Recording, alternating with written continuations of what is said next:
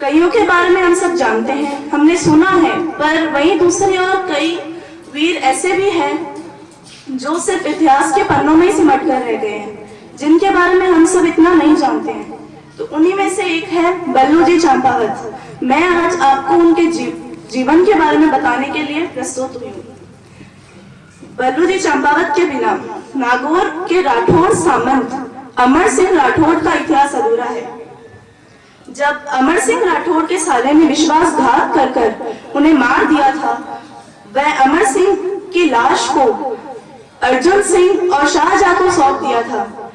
तब जब ये बात उनकी रानियों को पता चली तो रानियां सती होना चाहती थी, पर सती हो कैसे, क्योंकि उनकी लाश तो शाहजहां के पास थी और शाहजहां उनकी लाश को चील व कौवों को खिलाना चाहता था।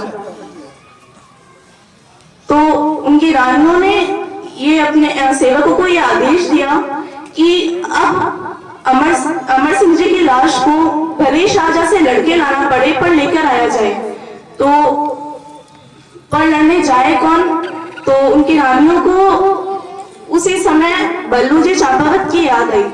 उन्होंने तुरंत बल्लू जी चंपावत को संदेशा भिजवाया। संदेशा मिलते ही बल्लू जी चंपावत ने सर्वप्रथम अपना सर मुंडवाया, क्योंकि भले ही उनके साथ उनका अमर सिंह जी के साथ मनमुटाव चल रहा हो, पर आखिर थे तो उनके राजा ही। तो बल्लू जी चंपावत ने तुरंत 40-45 लोगों की टीम तैयार की और चल दिए आगरा की ओर। उन्होंने अपने 20 साथियों को तो आगरा के किले के बाहर ही छोड़ा और अन्य साथियों के साथ किले के अंदर गए और अंदर जाके शाहजहां से कहा कि बादशाह, आप अगर मुझे अपने राजा के दर्शन नहीं कराना, अगर आप मुझे अपने राजा की लाश नहीं देना चाहते तो मत दीजिए, पर मुझे कम से कम अपने धनी के दर्शन तो करने दीजिए। तो इसी तरह शाहजहां से इजाजत लेकर बल्लू जी चंपावत अपने 5 से 6 साथियों के साथ किले की दीवार पे गए और उन्हीं के साथ शाहजहां के भी 2 से 4 सैनिक थे। उन्होंने उन सैनिकों को मार गिराया और बल्लू जी चंपावत ने अमर सिंह जी की लाश को घोड़े की पीठ पर लादकर किले की दीवार से छलांग लगा दी और उन्होंने उस लाश को तो अपने साथियों को सौंपा और सौंपकर कहा कि जब तुम रानी से मिलो तो रानी को ये कहना कि आपकी जब स्वर्ग में अमर सिंह जी से मुलाकात हो तो उन्हें ये कहें कि आज मैं बल्लू चंपावत ने आगरा के किले को जीत लिया है। कहा तो यह भी जाता है कि बल्लू चंपावत ने 2 बार लड़ाई की, एक बार मृत्यु से पहले और एक बार मृत्यु के बाद। इस पर एक दोहा है, जन्म्यो सिर्फ एक बार पढ़न्यो भी एक नार के, जन्म्यो सिर्फ एक बार पढ़न्यो भी एक नार, लड़ो भिड़ो को पर एक धड़ 2-2 बार, एक धड़ 2-2 बार। कुछ कहा गया ये भी है कि जब राज सिंह जी तिवारी का युद्ध लड़ने के लिए जा रहे थे तो उन्होंने बल्लू जी चंपावत को याद किया, क्योंकि इससे पूर्व बल्लू जी चंपावत ने एक बार राज सिंह जी को यह वचन दिया था कि कभी भी उन्हें अगर उनकी जरूरत पड़ी तो उनकी सहायता करने अवश्य आएंगे। तो ये कहा जाता है कि सन 1680 के अंदर बल्लू जी चंपावत स्वर्ग से उतरकर तिवारी का युद्ध लड़ने आए थे। इसी के साथ मैं अपने शब्दों को विराम देना चाहूंगी। धन्यवाद। कमेटी और इस आयोजन से जुड़े तमाम उन विद्वत जनों का मैं आभार ज्ञापित करता हूं, क्योंकि जब हम स्नेह मिलन जैसे कार्यक्रम की संकल्पना करते हैं उसके साथ में 5 उद्देश्य सहजता से सिद्ध हो जाते हैं। हम लोग साहित्य की भाषा में उनको 5 सकार कहते हैं। सह से शुरू होने वाले 5 ऐसे उद्देश्य जिनको कि स्नेह मिलन जैसे कार्यक्रम से सहज ही हम पूर्ण करते हैं। पहला सकार होता है संपर्क, जिसको लेकर के हम कार्यक्रम का शुभारंभ करते हैं। संपर्क जब बढ़ता है, संपर्क से सहयोग सहजता से होना शुरू हो जाता है। जैसे ही हम एक दूसरे के संपर्क में आते हैं तो सहयोग लेना और देना शुरू होता है। हम जिस समाज में रहते हैं, जिस नगर में रहते हैं, जिस क्षेत्र में रहते हैं, वहां पर अपना कोई पास में आता है तो मन में खुशी होती है, उमंग होती है। उस संपर्क के कारण सहयोग बनता है। सहयोग सेवा को जन्म देता है। इसलिए सहयोग जब एक दूसरे का बनेगा तो हम समाज की सेवा कर सकते हैं, राष्ट्र की सेवा कर सकते हैं, मानवता की सेवा कर सकते हैं, तभी वो सफल हो सकता है। जबकि हमारा संपर्क सघन हो, एक दूसरे के प्रति सहयोग लेने और देने की भावना हो, तो फिर सेवा का संकल्प हमारा पूर्ण होता है। सेवा के बाद में हम संस्कार की ओर बढ़ते हैं। 3 सकार पूर्ण जब होते हैं, जब हमारा संपर्क हो, सहयोग हो, सेवा हो, तो फिर संस्कार देने और लेने की बात कर सकते हैं। जब यहाँ पर परिचय हो रहा था, आप यदि देखना चाहें, तुलना करना चाहें, तो हमारी मातृशक्ति जब अपना परिचय दे रही हैं, उनके एक एक शब्द को बोलने का अंदाज, वो लहजा, वो गरिमा, वो मर्यादा दूसरी जगह अप्राप्य है। वो पीढ़ियों का संस्कार है। हमारे यहाँ जो मातृशक्ति बोल रही है, मेरा नाम फला है और हुकुम का नाम ये है, आप श्री का नाम ये है, इस तरह का शलीका, इस तरह के संस्कार पीढ़ियों की तपस्या से आता है। जब बुजुर्गों ने इन चीजों को, दुनिया की तमाम श्रेष्ठ से श्रेष्ठ चीज क्षत्रिय समाज में है। हमारे परिवारों में जो खान पान, जो पहनावा, जिस तरह का बोलचाल, जो व्यवहार रखा गया, श्रेष्ठता के उत्कृष्ट शिखर का है। वो उसे हमें बना के रखना है। हम अपनी चीजों को कैसे सहजता से बना सकते हैं? संस्कार, इन जो स्नेह मिलन के कार्यक्रम में उनसे आते हैं, और यही सारे चीज संस्कार के बाद में हम समर्पण की ओर बढ़ते हैं। जिन जिन महापुरुषों की बातें यहाँ पर हुई, क्या पराकाष्ठा है। व्यक्ति अपनों का, किसी का ख्याल नहीं रखता है। घर जाता धर्म पलटता, त्रिया पड़नता ताव, 3 दिहाड़ा मरण रात, कवण रंग गुण राव। धरती जा रही हो, धर्म पे आंच आ रही हो, या फिर स्त्री की अस्मिता पर किसी तरह का संकट हो, तो राजा या रंग का फर्क नहीं समझना है। सबको मर करके उनकी रक्षा करनी है। सारे राजा थोड़े ही थे। जितने लोगों ने बलिदान दिया है वो राजा थोड़े ही थे, राज परिवारों से थोड़े संबंधित थे। एक एक गांव में, खेत में, ढाणी में बैठा व्यक्ति जो क्षत्रिय वंश से जुड़ा हुआ था, मरने को तैयार रहता था। कण कण, रज रज, एक एक कण है वो उसका साक्षी है। केशर नह निपजय अठे नह हीरा निपजंत, सर कटिया खग सांभणा इन धरती उपजंत। सर कटने के बाद में युद्ध की हम कला राजमलोक का भी उदाहरण सुन रहे थे। ऐसे उदाहरण कहाँ मिलेंगे? दुनिया में, विश्व साहित्य में इस तरह के उदाहरण नहीं मिल सकते जैसे कि राजस्थान के साहित्य में मिलते हैं। और एक मात्र इस क्षत्रिय समाज के त्याग के बदौलत, बलिदान के बदौलत, साहस और संघर्ष के बदौलत ये इतिहास हमारा बचा हुआ है, संस्कृति हमारी बची हुई है। महापुरुषों का जितना जिक्र यहाँ पर हुआ, मैं सारे वक्ताओं को बधाई दूंगा कि मुझे उसी भूमिका में आदरणीय नरपत सिंह साहब ने आदेशित किया था। ये जरूरी है जब हम आयोजन करते हैं। होता क्या है कि हम दूसरों से सुनते आए, घर की बात घर में कभी की नहीं। जब हम घर में अपने बुजुर्गों की, अपने पुरखों की बात करेंगे, जिन्होंने पूरी दुनिया के लिए, पूरी कायनात को अपने एक एक उदाहरण से, एक एक त्याग से, बलिदान से, अपनी बात से, एक एक बोल के बदले में कितने कितने लोग कुर्बान हो गए, उन कथाओं को जो सुनते हैं, जब कहते हैं, यहाँ आकर के जब मंच पे बोलना होता है, ये अवसर देना हमारे समाज का उद्देश्य है। किसी उर्दू के एक शायर की पंक्तियां है कि उड़ान वालों उड़ानों पे वक्त भारी है, कि अब परों की नहीं हौसलों की बारी है। उड़ान वालों उड़ानों पे वक्त भारी है, कि अब परों की नहीं हौसलों की बारी है। और तुम कतरा होकर तूफान से जंग जुटो, तुम्हें बचाए इस समंदर की जिम्मेदारी है। समाज समुद्र होता है, उसका कोई एक कतरा, कोई एक बूंद जाकर के तूफान से जूझती है, लड़ती है, तो पूरा समाज, पूरा समुद्र उसे बचाने के लिए, उसके पीठ के पीछे थपकी लगाने के लिए खड़ा रहता है। समाज का दायित्व है हमारी नौनिहाल पीढ़ी तैयार हो।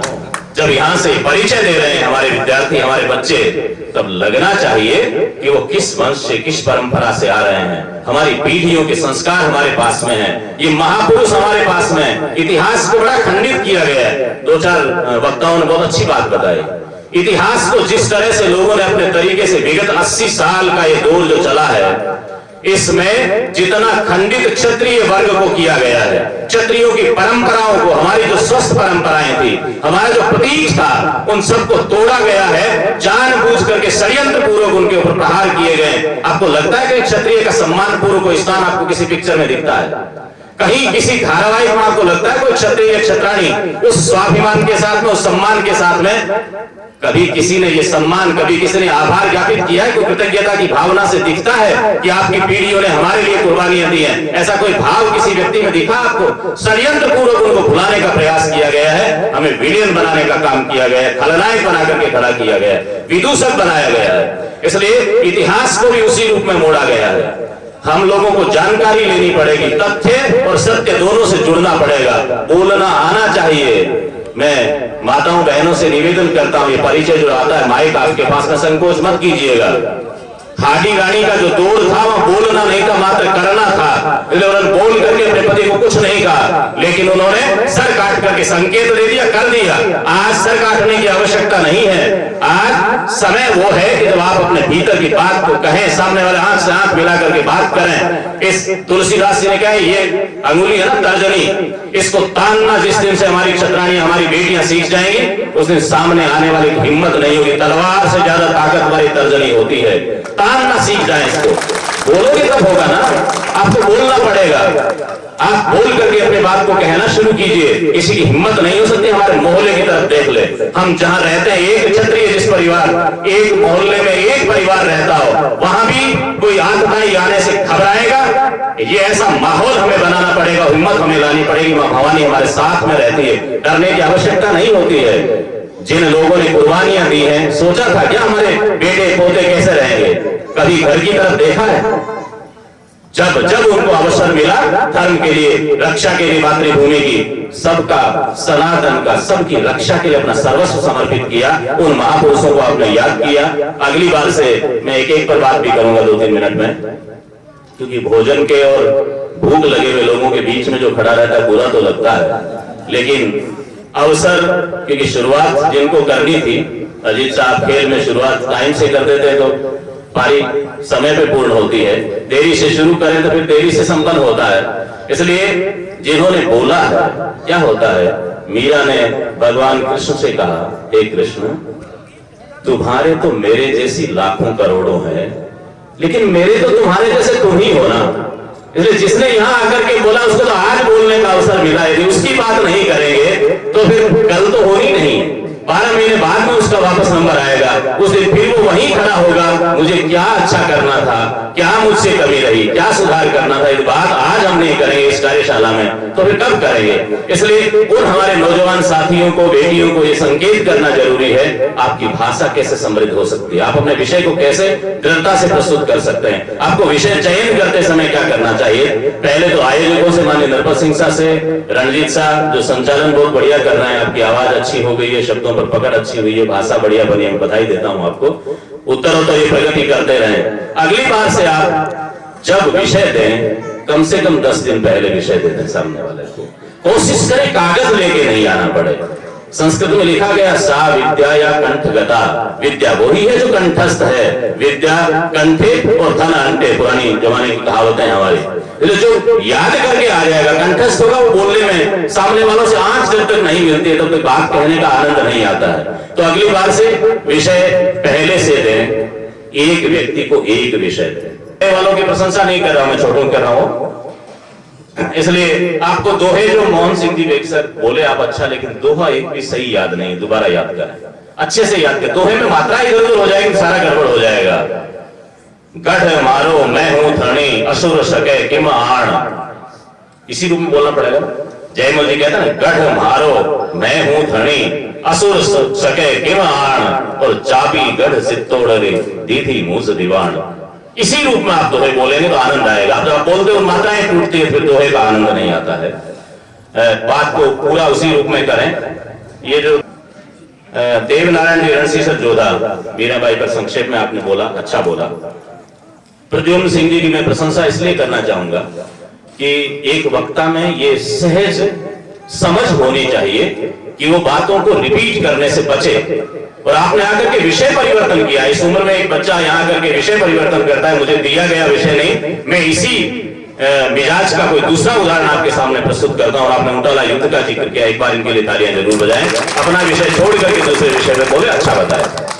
पलक कंवर जी, बहुत अच्छी आवाज है, आपको अभ्यास करना चाहिए, आपको रियाज करने, आप आकाशवाणी में भी जा सकते हैं, आपकी आवाज बहुत प्यारी है, इसलिए आप बोलने का अभ्यास करें। आपकी भाषा पर पकड़ अच्छी है, आपकी आवाज मुझे बहुत अच्छी लगी, इनके लिए एक बार तालियां बजाएं। मारवाड़ के इतिहास में यदि आपको स्वाभिमान का स्वर देखना है, मुगल काल में सबसे अधिक स्वाभिमानी शासक रावचंद्र सेन रहे हैं, जिनको मारवाड़ का भूला बिसरा राजा कहा जाता है, जो महाराणा प्रताप के अग्रगामी थे, जिनको मारवाड़ का प्रताप कहा जाता है। अगली बार से उस पर कोई बोले, क्योंकि एक ही कारण रहा, महाराणा प्रताप को जो प्रसिद्धि मिली उसमें रावचंद्र सेन को नहीं मिली। उसमें भामाशाह महाराणा प्रताप के पास थे, रावचंद्र सेन के पास में नहीं थे। आपको मालूम है कि अकबर से लड़ने के लिए महाराणा प्रताप से पहले रावचंद्र सेन तैयार हुए थे। 1570 में नागौर में दरबार लगाया अकबर ने, कितने लोगों ने पढ़ा है मुझे मालूम नहीं। चंद्रसेन उसमें आए थे, दूसरे राजा भी आए, उदय सिंह आए, कल्याणमल जी आए, दूसरे सब लोग आए। चंद्रसेन वहां से नाराज होकर के अकबर से निकल गए थे। अकबर ने बुलाया था कि राहत काम के लिए, लेकिन राहत की बात नहीं करके कहा अधीनता स्वीकार करो। चंद्रसेन वहां से निकले। उसके बाद में मारवाड़ के जितने पहाड़ हैं, हर एक पहाड़ी पर उन्होंने युद्ध किया है। और रावचंद्र सेन महाराणा प्रताप के राज्याभिषेक समारोह में शामिल हुए। इसलिए रावचंद्र सेन को आप पढ़ोगे तो स्वाभिमान की कथा अगली बार जब कभी हम बात करेंगे, लंबी कहानी है, इसलिए मैं समय की मर्यादा को समझते हुए आपसे इतना निवेदन करता हूं कि यदि मारवाड़ में रहने वाला क्षत्रिय रावचंद्र सेन को नहीं पढ़ता है तो अपने आप में अधूरा है। इस बात पर अपनी बात को मैं विराम देता हूं और पुनः पुनः आप सबको बधाइयां देता हूं, आभार ज्ञापित करता हूं कि मुझे आप सबसे मिलने का, इन महापुरुषों के विषय में बोलने का, सुनने का अवसर आपने प्रदान किया है। पुनः पुनः धन्यवाद। नववर्ष की हार्दिक शुभकामनाएं। आप अपने मनोवांछा में पूर्ण होवे। हम इसी तरह से स्नेह मिलन के और अन्य आयोजन करते रहें। पुनः पुनः धन्यवाद। जय हिंद, जय भारत, जय मां भारती। जोरदार तालियां होनी चाहिए। आपका बहुत बहुत आभार डॉक्टर गजलादी चारण।